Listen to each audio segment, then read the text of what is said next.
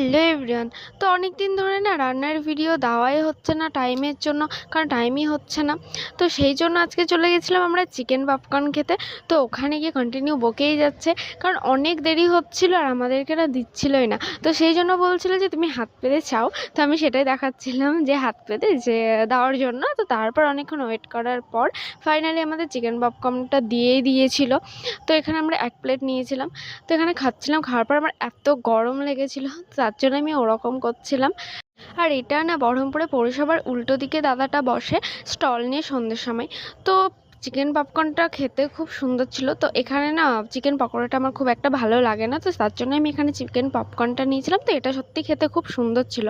আর আমার না চিকেন গ্রেভির থেকে চিকেন পপকর্ন, চিকেন পকোড়া মানে ফ্রাই জিনিসটা আমার খুব ভালো লাগে। তো এখানে কার কেমন লাগে অবশ্যই বলো। আর এখানে আমাকে কন্টিনিউ জিজ্ঞাসা করেই যাচ্ছিলো যে কেমন হয়েছে বলো। তো আমি এখানে দেখাচ্ছিলাম যে হ্যাঁ, খুব সুন্দর হয়েছে।